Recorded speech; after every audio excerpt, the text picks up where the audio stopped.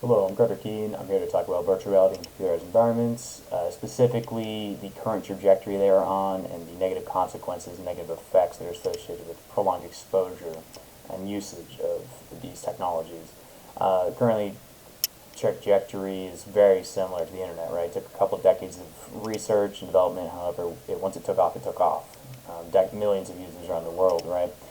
I don't have enough time to give a full history, but I can give a very brief idea or concept. Um, our brain, when we perceive reality, right, we're actually taking two different images from our left and our right eye, and our brain is melding those together, and then that's how we perceive reality.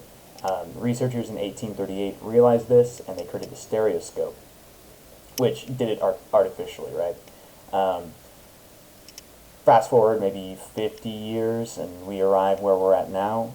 We wanted full immersion for almost 2 centuries. However, without regulations or morality driven mindset from companies, this path will violate privacy, identity, and fairness with respect to the individual. Fast forward to today, we have virtual reality goggles that are no longer meant for fun. Using them now comes with serious consequences. It's ultimately a biometric super scanner now. It'll quietly track eye gaze, small movements such as even hand tremors, and analyze breathing patterns.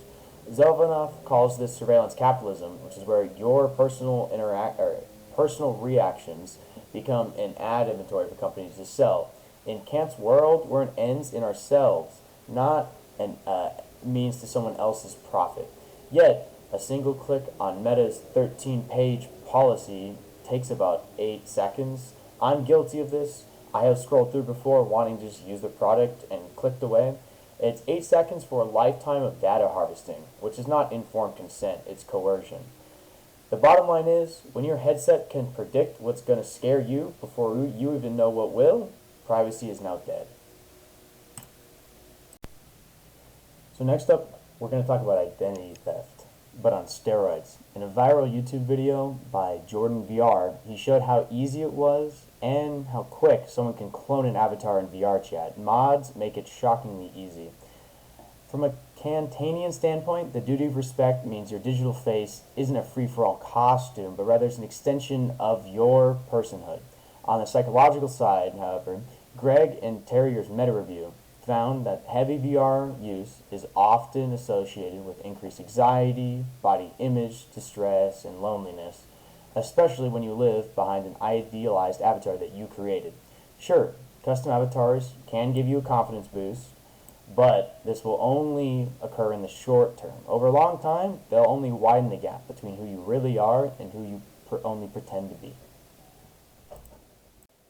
Today's virtual reality world is dominated by just five big tech giants. Marina Leo calls it no-fault monopolization, which is where they didn't break any rules to gain control, but they ended up just outspending or buying out everyone else. When these platforms, however, they lock you into closed app stores, proprietary file formats, and hefty 30% fees, which stifles and discourages any innovation. According to McKinsey's Jobs Lost and Jobs Gains, immersive tech could automate millions of routine roles, leaving workers stranded.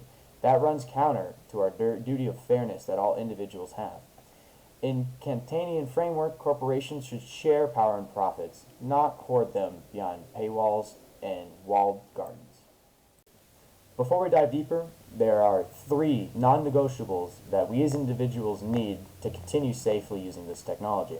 Number one is privacy by design. We need to require companies to make biometrics strictly opt-in, minimizing the amount of data they collect. Number two, we need verified identity controls that'll lock down on avatar hijacks and ensures that your digital face will stay yours alone.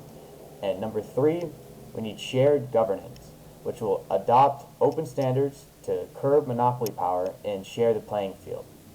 Deontology isn't anti-tech necessarily, it's more pro-human dignity. We need to build a metaverse that serves people first and profits second. Thank you for watching.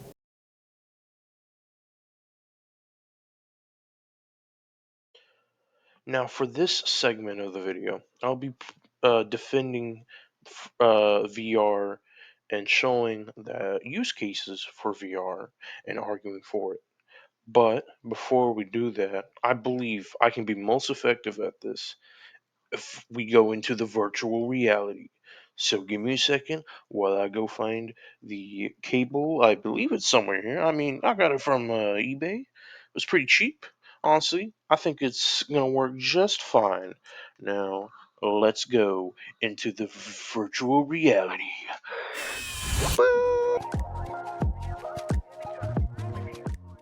Oh, my head. What was that? Why am I a chicken?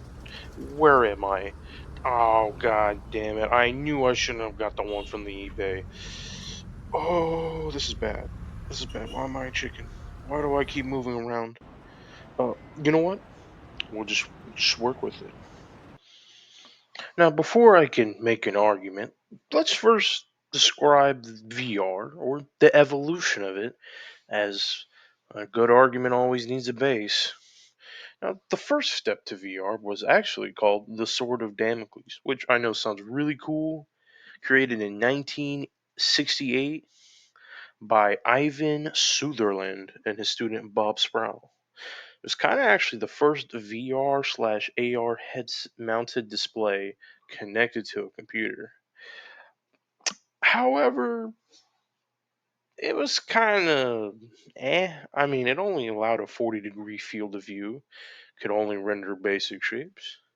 And the whopping cost of that would be about 800K in modern times. So, not really commercially well. Of course, Nintendo afterwards in 1995 launched the Virtual Boy, which, I mean, only costed around $180 back in the day and had actual 3D graphics. Sadly, it looked horrible. I mean, look at these images that I am currently projecting into your mind. I mean, who wants a red vomit all over them? And it was so bad that it kind of stopped VR concepts altogether until 2015. And then you got Oculus, PlayStation VR, the Valve Index, and many more. I mean, it's everywhere now. That's kind of the timeline I wanted to talk before we start giving you some valid arguments on why VR should be used. Now, the first argument I'm going to make is the social aspect of virtual reality. As we all know, humans are naturally social creatures. We need to interact with others, not just for our mental health, but our physical well being, as lack of can lead to some serious problems. Now, VR offers a unique setting that a person can kind of, create their own avatar to fit into an appearance that they want to be. And this, in fact, actually shows some serious improvement in people becoming more confident with interacting with others and become more expressive, which then can correlate with the real world. So it's actually kind of like socializing people with training wheels. Also, you can change the environment and make it more relaxing or more hectic, depending on the person and the people they want to interact with.